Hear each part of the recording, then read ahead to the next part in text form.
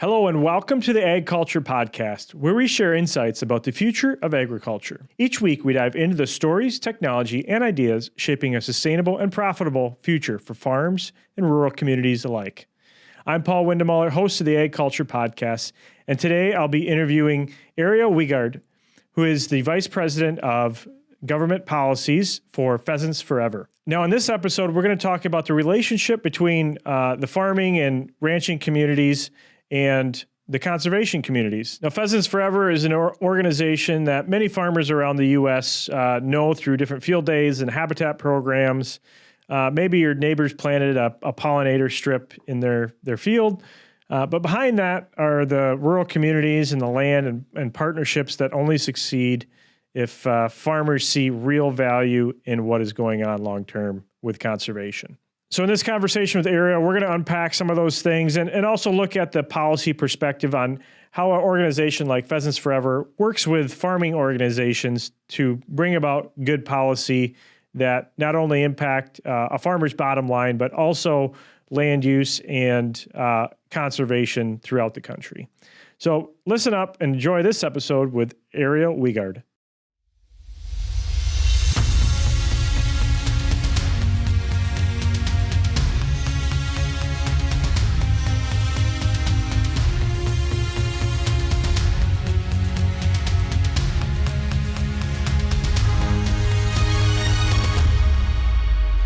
All right. Well, Ariel Wiegard, welcome to the podcast today. I'm really excited about our conversation that we're going to have coming to us from an organization that is very near and dear to my heart, Pheasants Forever. I grew up having my dad be a part of that and really enjoyed pheasant hunting and seeing some of the cool things that were happening through the organization way back when I was a young kid. So thank you for being here today. Absolutely. Delighted to be here. And I love that you have a family connection. That's a huge part of what we're all about is that family legacy and passing on conservation and hunting to the next generation. So that's perfect. That's the perfect opening. I would say one of my biggest childhood memories is a big pheasant hunting trip that I did with my dad when I was in 8th grade. And a bunch of his friends and their kids, and we had a blast. We went out to South Dakota. I'm from Michigan, so went out to South Dakota and spent a week out there pheasant hunting. That was an amazing experience. I really enjoyed. But I know you guys do a lot more than just that, and we'll get into that here on the podcast. But that was always that connection and fond memories of Pheasants Forever and some of the stuff they were doing out there. Cool. Well, yeah, South Dakota is the pheasant hunting capital of the world. So if you haven't been back since you were a kid, you should make. I need to go get back there. There are a lot of birds. A lot of birds this year. Right. So you are the Vice President of Government Affairs. So I want to get into. Let's start out with for listeners that don't know much about Pheasants Forever. Obviously, from the name, they can kind of gather what it originally started out as. But what's the mission today, and how has that evolved over the years? Sure. So our mission today is the same as it has been since we were founded back in the 80s. Our mission is to conserve pheasants, quail, and other upland wildlife through habitat improvements, public access to the outdoors, educating the next generation of conservationists we were just talking about, and then advocating in support of the things that our community cares about. It's not a far cry from where we started back in, I think it was 1983. And we started because there was an outdoor writer, Dennis Anderson. He's still writing. He's with the Minnesota Star Tribune. And he wrote an article expressing his concern with the loss of grasslands in Minnesota and kind of lamenting what that meant for pheasants and for pheasant hunters. And people just started writing him. They started writing him letters, sending him money in the mail, just sharing their concerns. And then about a year later, a group of these supporters all came together for the first Pheasants Forever banquet, raising money for the cause. And they launched our first chapter in our volunteer model. And, since then, volunteers are still very much at the core of what we do. We've got staff now in 42 states, a network of more than 500,000 hunters and conservationists. They are organized around over 750 local led chapters, which are in all 50 states. We've got members abroad as well. And our mission continues to be the same. It's pheasants, quail, other upland wildlife, like prairie grouse, monarch butterflies. But then there's a lot of local variation in how that habitat and those wildlife gains are accomplished. Just always with a lot of elbow grease and a lot of dirt under your fingernails. And what's been your role with Pheasants Forever, and give us a picture of what your normal week might look like? So I've been with PF and QF. So I should also back up. We're Pheasants Forever and Quail Forever. So Pheasants Forever was founded in 1983, as I just mentioned. Quail Forever just celebrated its 20th anniversary. We had a bunch of folks down in Missouri who realized that bobwhite quail were experiencing the same decline that pheasants were up in Minnesota a couple decades before. And so now we've got Quail Forever chapters all over the country as well, concentrated mostly in the Southeast, but also out West and elsewhere. And so we do have employees who work for either Pheasants Forever or Quail Forever. I work for both as our Vice President of Government Affairs. And my job is to oversee all of our government affairs staff. We have a pretty small team right now, just 4 of us, plus a handful of contract lobbyists. And then also our grassroots advocacy efforts. And then I do a little bit of lobbying myself still. You asked about a typical day or a typical week. I don't know that there is such a thing in our world. Every day is different. Sometimes we are proactively working with lawmakers on a new policy that will advance some goal or another. Sometimes we're playing defense.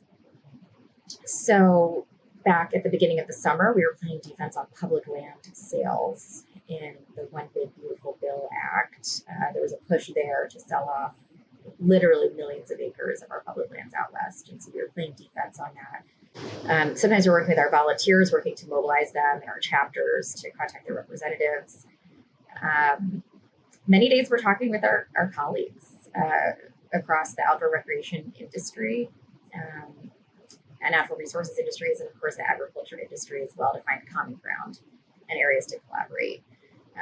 So, my former colleagues in agriculture, folks in the energy industry, the timber industry, and so on, we're all facing a pretty new paradigm right now.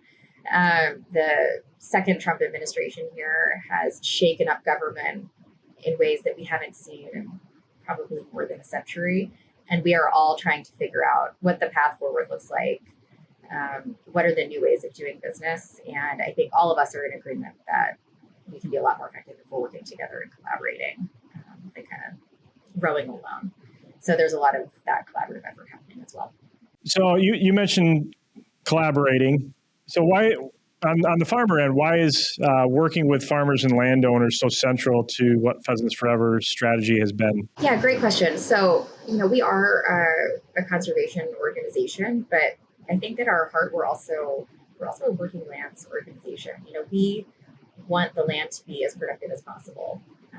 And I mean that in the sense that we support the concept of multiple use, which you will see across our public land management agencies as well. The goal is to maximize the use of the land, but taking into account all of the services that it can provide. So, we could talk about resource extraction, we could talk about agriculture, but there is also tremendous cash value and cultural value and ecosystem value in grasslands, in the uplands, and in the wildlife and the hunting that we care about. So, of course, in our heart of hearts, we would love to see, the vast, uninterrupted rolling prairies across the central U.S., across the intermountain U.S. But, the state of the world is now that the best champions for those prairies, for those grasslands, are the ranchers who are able to keep them intact. In the corn and soy belt, prairie strips that provide pollinator habitat also provide connectivity for upland birds, also manage water flows, serve as buffers for herbicides. Anyone who's hunted around corn in the winter knows that plot is just going to be full of birds, right? So there's a lot of value that can come out of farmland that isn't just in the form of crops.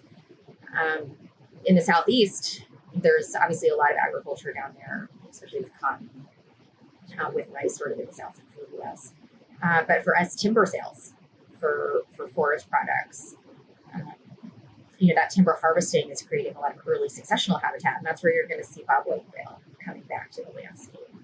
So, for us, there's a deep recognition. I think it's really core to what we do, that the people who manage the land are often the people who love it the most. Right. They're the most bought in, right? They're the most bought in, right? And so by helping them to be successful in their agriculture businesses and their forestry businesses and whatever it is, by helping them to be successful, we can be successful as well. Yep. So with that, you had mentioned public land sales earlier on.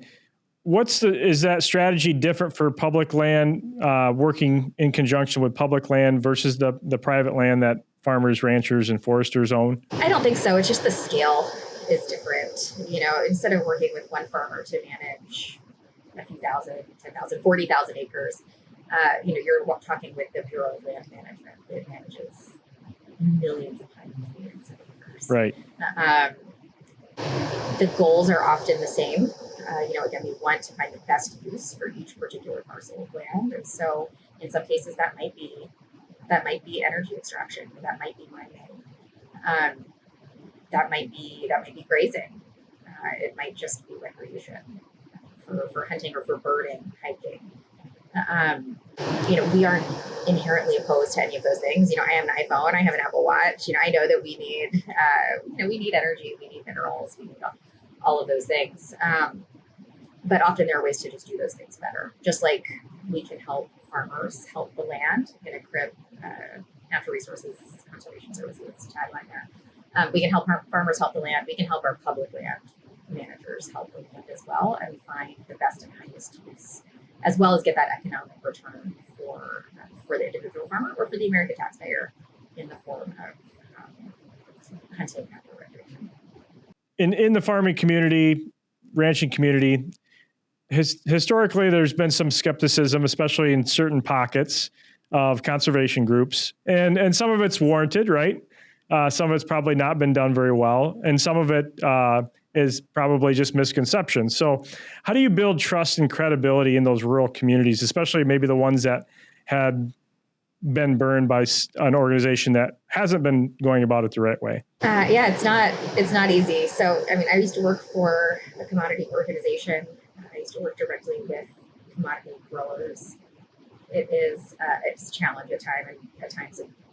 I know working at Pheasants Forever and Quail Forever that we are not going to win over individual farmers without some help.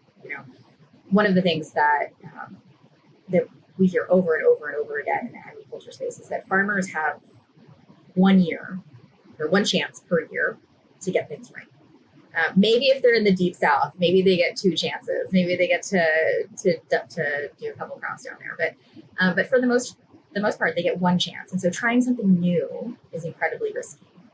And farmers have to be pretty risk averse when it comes to their businesses, because one little thing going on can absolutely impact their ability to even buy inputs for the next season, right? So a lot of what we do at Pheasants Forever and Quail Forever is work with other farmers.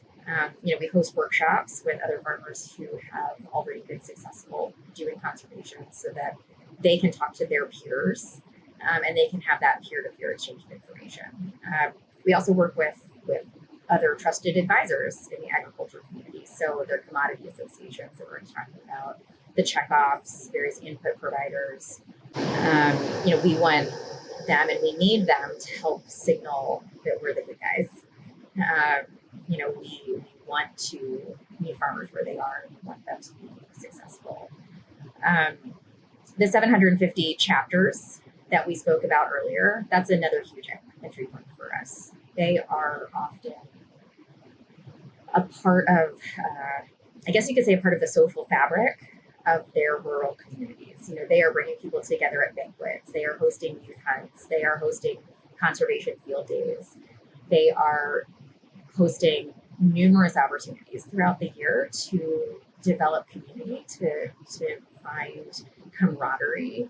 And then, oh, by the way, learn a little bit of something about habitat too. Come look at this pollinator plot. Look at what Pheasants Forever did over here. It doesn't hurt that many farmers and ranchers grew up hunting with their dads and grandfathers, like you did, like you mentioned at the start of the call, and that now they want to share that hunting legacy with their children and their grandchildren as well. And so, tapping into that sense of community and family, we can help with all of that, and having that community endorsement, having that agricultural trusted advisor, having that peer-to-peer conversation between the farmers, it is absolutely invaluable when we're trying to build trust. We know that we can't just cold call a farmer, just walk onto their property and knock on the door. Probably going to be met with with a shotgun versus open arms. Yeah, it's very community oriented, very relational, very community oriented. Yeah. So do you have any case studies or examples that you could give us, maybe some aha moments that farmers experienced that when they tried to do a conservation practice for the first time that really opened their eyes to some new ways of doing things or looking at things or seeing value in different ways? Sure. Yeah. So I'm, to be fair, I'm not out in the field. I'm not working with farmers directly. So I would love to bring you personal, individual stories with farmers. My role in DC sort of takes me out of that a little bit. But I think one of the things that we're seeing a lot of excitement about right now and is creating some of those aha moments for farmers that you're talking about is new focus on precision agriculture technology. It's new. We've been working for this with this at Pheasants Forever for better part of a decade now. You talk with a lot of ag tech folks. This technology isn't exactly new, but the technology adoption can be slow in the ag community. And so for our purposes, we'll call it new here. But we do actually have staff on our team called Precision Ag Conservation Specialists. And their job is literally to sit down with a farmer, go through, whatever farm management system they're looking at, sit down with their John Deere Operations Center, look at their field boundaries, look at their yield monitors, look at their input costs, their application rates, and sort of work out this puzzle and say, this section of your farm, this field border is not profitable. This is costing you more to farm than you're getting back at the end of the season. So why don't we, put that into habitat? You can focus more on farming the best, and then let's conserve the rest. That's sort of the tagline that we like to use, but it's really effective because for a lot of these growers, it comes down to dollars and cents decisions. And when they can see that their yields are going up, their risk is going down, their input costs are going down, it becomes a much more enjoyable growing season for them. And, maybe we get some ecosystem service benefits in the deal. So I think that that's maybe one of the biggest improvements that we have right now and creating those aha moments is that use of technology in a field that is literally, requires that ground truthing and requires a very hands-on approach. Technology is really just changing.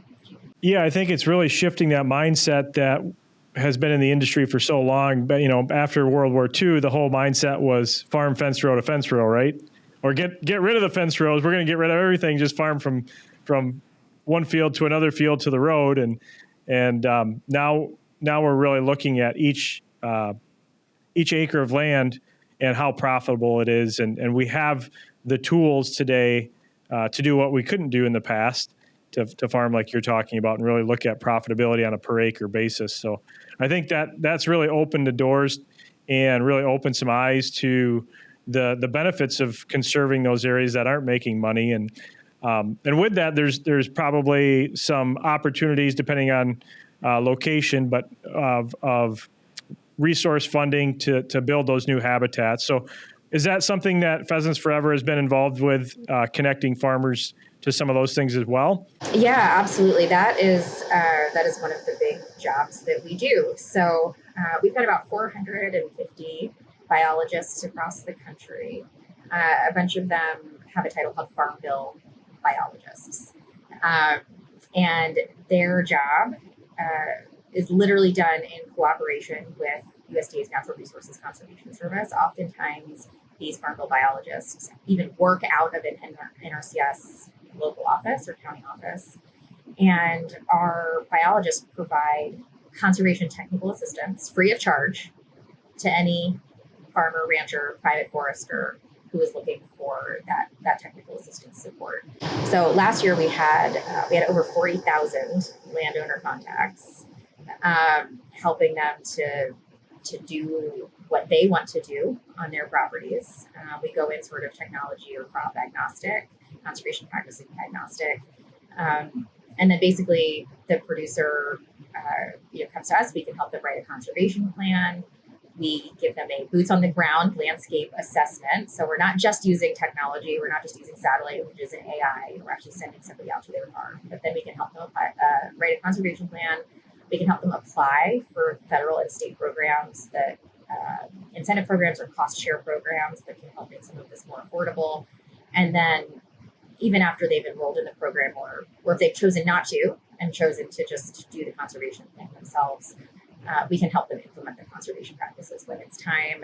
And oftentimes our local chapters will even come in and they'll bring equipment, they'll bring seed, they'll bring volunteers to help do some of that work as well. So we can literally be helpful to the landowner, soup to nuts, hearing about what you want to do with your property and then helping you get it done. Yeah, so that's a very valuable resource in and of itself. It is. I mean, time is something that nobody has enough of, right? Farmers, ranchers, foresters, they are really good at what they do. That is their profession. That is their primary job. They know how to grow a soybean better than anybody in the world. They do not know how to grow pheasant habitat or how to grow pheasants, right? That's what we do. And so we've put in the legwork. We have the experts. We can help them with some of their agronomic needs as well, but primarily with the not just the infield practices, but also those field edge practices to help with habitat, water quality, water quantity, pollinators, whatever the case may be. Now, at the beginning, you'd mentioned one of the missions of Pheasants Forever originally was to provide more access to people to enjoy the activity of pheasant hunting. And what does that look like? How does that work along with farmers and ranchers and foresters? Well, so it depends on where you are in the country. Again, we've got the private lands or the public lands, approach where we are working with those public land managers, either at the federal level or the state level, to make sure that the public has access to public lands. Just because something is designated public doesn't mean that it's open to hunting, doesn't mean that it's open to hiking.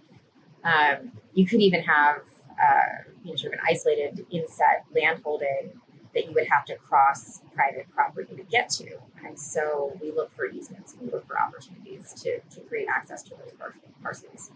But for much of the country, I would say anywhere from the Midwest all the way out to the East Coast, the landscape is dominated by private lands. And so we have a few different programs that we work with. There's one called PATH, which is Public Access to Habitat, where we work with landowners. We layer incentives, over their farm bill incentives, over their state conservation incentives, to encourage farmers and landowners to open their property to public hunting access. And that looks a little bit different in each state because different states have different programs. Some states have different liability restrictions. Some are very technology forward. And so they have a lot of digital tools to help promote where the access is. Others are still sticking signposts in the ground. But we have been able to open up over 100,000 acres public access through our PATH initiative, and again get more people into the field. You can't have hunters without places to hunt, and the future of everything that we do is really dependent on having people continue to engage with our sport. It makes a lot of sense. So getting back to what you do on a more regular basis for your role, how does Pheasants Forever engage in policy and advocacy without alienating farmers or other rural groups and really work together to come up with good policy? Well, I mentioned this at the start, or at least a few times in the call now. I mean, we work really closely with our partners in the ag space. We work with the input companies, Bayer, Corteva, BASF, Syngenta. We work with the American Farm Bureau Federation, various commodity associations, equipment companies. We know that when it comes to policy, if we are at odds with them, we are probably on the wrong track. It's important to us that we are in lockstep to the extent possible. There will always be areas of disagreement. After all, we have different priorities, we have different missions. It would be extraordinary for us to always be on the same page. But disagreement is not straight up opposition. We do not want to be in opposition to one another. If we can sort of, work in parallel and make sure that we're each representing our constituencies faithfully, but then also acknowledging that a lot of the people who farm are also the people who hunt, are also the people who, as we talked about earlier, love the land and want what's best for it. We're always going to find those areas of common ground. And so we spend a lot of time on our team engaging with that community just to test things. We'll run ideas past them. We provide conservation expertise to them all the time as well. It really is a two-way dialogue to make sure that again, we're doing what's best for the landscape and for the people who love it. Well, that makes a lot of sense. And speaking of rural landscapes, what's the thing that keeps you up at night when it comes to the future of rural landscapes? I think the biggest thing, it's almost existential, land conversion in rural communities is just happening faster than we can keep up with. Over the last 5-6 years, solar, for instance, was booming. There were a ton of federal incentives, and we were seeing 5,000, 8,000, 20,000 acres of prime farmland sold and just turned into solar farms overnight. That has slowed down a bit because of some of the changes that have happened in policy over the last year. But there are other things just coming in right in behind it, like data centers. Everyone wants ChatGPT to make their lives easier, but there's computing power that's necessary for that. And so data centers are just gobbling up working lands faster than you could blink. Where we are in Northern Virginia, I'm in Fairfax County. The next county to the west is Loudoun County. And that used to be farm country, it used to be horse country, just beautiful rolling hills, very rural, very pastoral, beautiful landscape. And there's still a lot of that out there. But you're also seeing these data centers just pop up like crazy. And, I mentioned earlier, I've got a phone, I've got an Apple Watch, I'm using a computer, I'm talking to you through the internet right now. I think we all understand that there are needs here, but I do worry that we're barreling ahead faster than policy is ever going to be able to keep up with, faster than our communities can keep up with. And those acres, unfortunately, are never really going to be habitat again. They're never going to be farmland again. Once you turn over that, type 1 soil. It's a very permanent change. It's a very permanent change that's not coming back without decades or centuries of soil remediation. And so, again, I feel that we're not really going to be able to keep up with some of that change. And hopefully we as a society can get a handle on that before it's really too late for so many of the beloved landscapes that we care about. So we talked about what keeps you up at night. What gives you the most hope moving forward? One of the things that we hear the most from our volunteers and our staff, for that matter, is like, oh, great, so your Pheasants Warrior policy. Where are you based? And say, oh, I'm inside the DC Beltway. You go, oh, thank you so much for being there so that I don't have to be. We hear that all the time. Thanks for being there so I don't have to be. Well, sure, happy to do it. And I mean that. I am really happy to do it. I love my job, but sometimes I look at my colleagues who just step out their back door and into the wilderness. But things that I'm excited about. I mean, I think, in very real terms, I think that the current administration has great affinity with the agricultural community and the sportsman's community. There is a lot of change and uncertainty happening right now, but I think that there are really good people in politics at USDA, at the Department of the Interior, in the White House, who would really like to see some really extraordinary and really positive outcomes for our respective communities. And so, we're just going to keep working with those folks and try to find the places to meet the most gains. I think there's also a ton of opportunity in that collaboration. Again, I mean, we're just seeing so much interest from other industries in working together and in finding that common ground that we keep talking about, finding those shared outcomes. I don't know that it's always been like that. There's been a little bit of a everybody stay in your lane approach in the past, and there really is just a lot of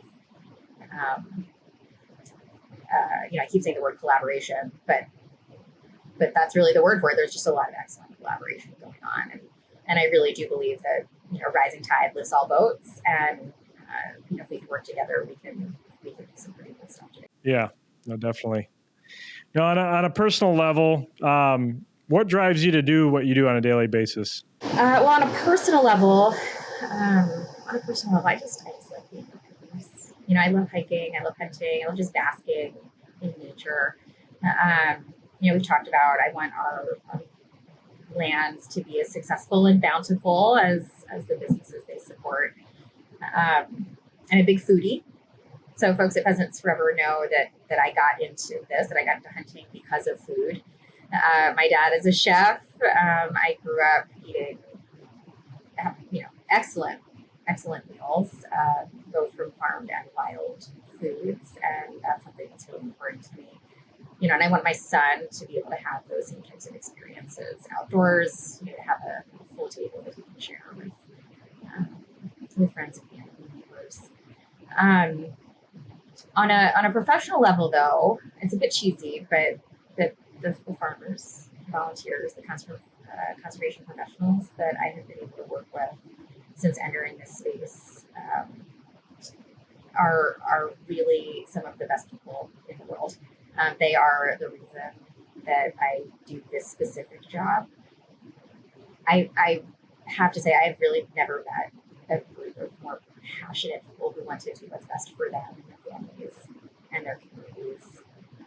I'm still on a group text with a bunch of farmers from my time at the American Soybean Association, folks checking in on our families, how the farming season is going.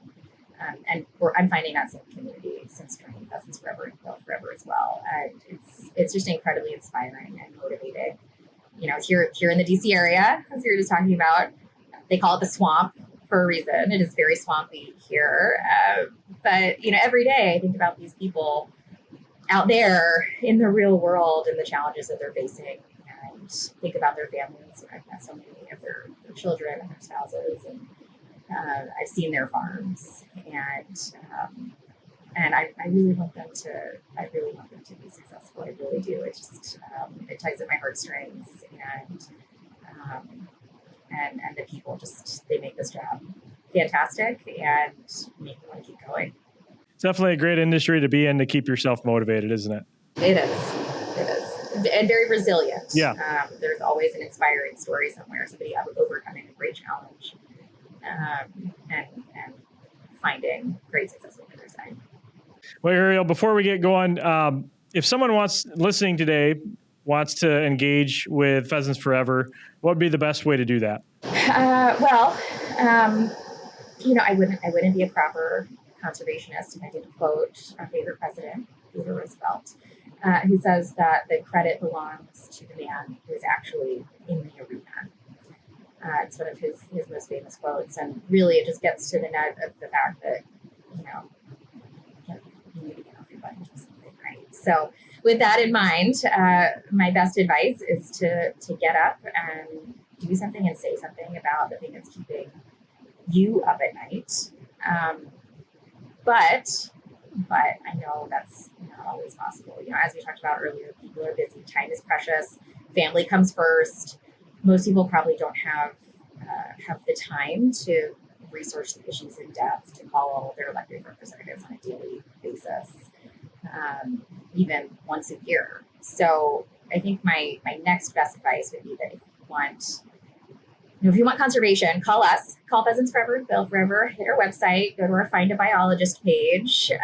We are here to literally get in the weeds with you and help you get where you want to be. But if you want advocacy, if you want somebody to speak up on your behalf on the issues, I would suggest that people find an organization that's closest to their heart. That could be Pheasants Forever. I hope that it is. It could be another wildlife group. You can just Google your favorite species and advocacy, and I bet you'll find something that speaks to you. Something will come up. But it could also be a commodity group. Corn, soy, wheat, cotton, rice, the cattlemen, the Farm Bureau. If you're a farmer or a rancher, they are your collective voice on policy, and you can usually join any of these organizations through a very small donation, very modest. Get updates, alerts about when it would be most effective for you to take action and actually pick up the phone and make that phone call. And then on top of that, groups like ours, we want to hear from people. We want to hear real stories from the field about the situation on the ground. And those are probably really what makes a big impact at a policy level too, right? Those real life stories that you can tell a legislator. Absolutely. We tell our volunteers all the time that congressmen and their staff, they're really tired of hearing from us.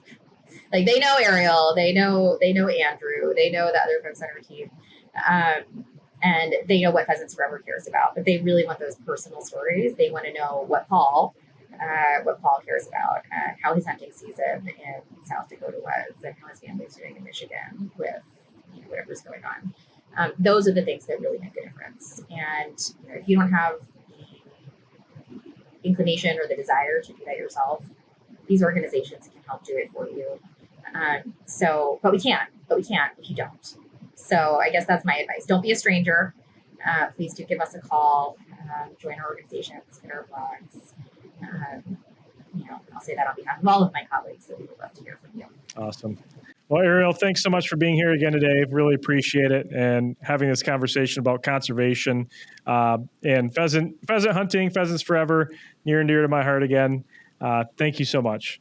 Absolutely. Thanks for having me, Paul. Well, thanks so much for listening to another episode of the AgCulture Podcast and this interview with Ariel Wiegard. As always, if you liked this interview and would find this valuable to share with somebody else, please do that. We really appreciate the shares and the likes and your ratings and reviews. Whatever you can do to help us out to grow our audience, we really appreciate it. As always, check out what we're up to on social media. You can check out my LinkedIn personal social media page at Paul Windemaller, or our AgCulture Podcast pages on whatever social media platform you enjoy checking out. So with that, we will see you next week for another exciting episode of the AgCulture Podcast.